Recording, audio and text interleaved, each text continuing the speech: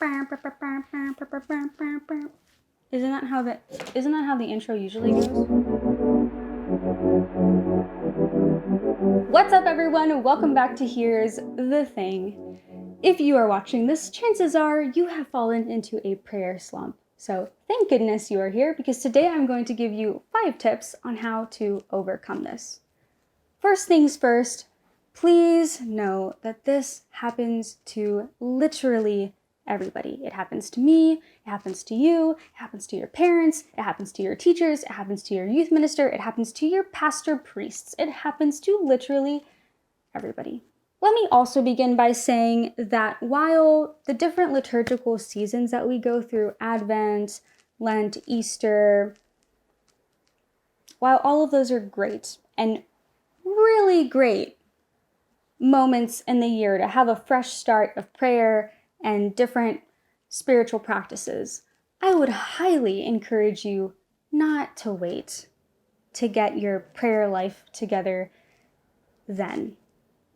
The first day of your rest of your life starts today. Let's get started with the 5 tips. Tip number 1, do not be discouraged. As I just said, this happens to literally everybody, okay?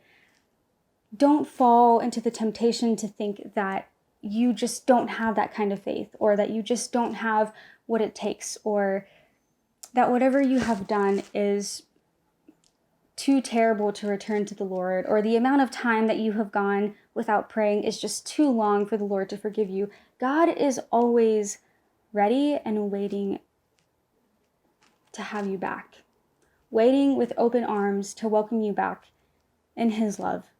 Don't be discouraged. There is literally no reason to be discouraged when we have a God whose love and mercy is endless.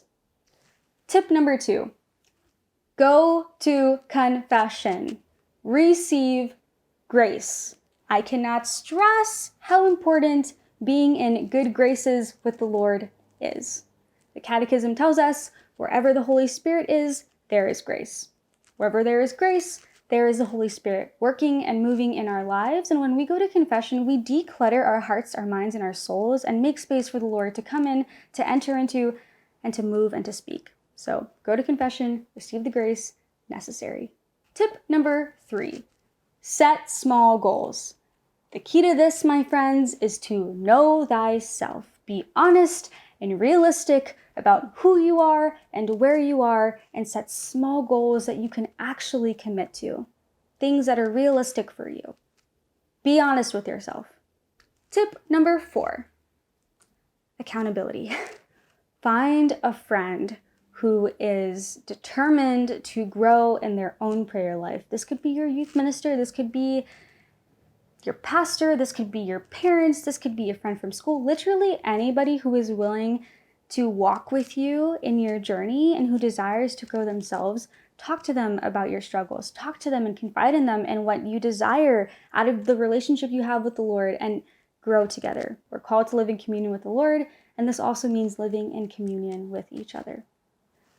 Last but not least, tip number 5, practice. Practice, practice, practice.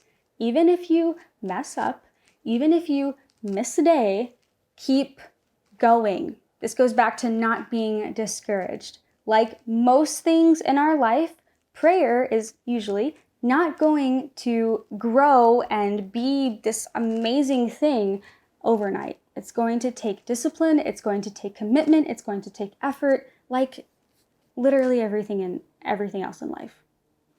Practice. Practice makes perfect. And lastly, remember that your prayer life, your relationship with God is just that. It's yours. Don't fall into the temptation to compare your relationship with God to somebody else's. God is working and moving in your life in the ways that you need Him to, in His own timing, in His own way. I hope this helped. If you have any advice to give us that you didn't hear today, please leave a comment in the comment section below. Thank you so much for stopping by. Make sure you give this video a thumbs up, subscribe to the Life Team channel, send this to a friend who needs it, your accountability partner, and we will talk very, very soon. Know that my prayers are with you. Stay holy, my friends. See you next week. Bye.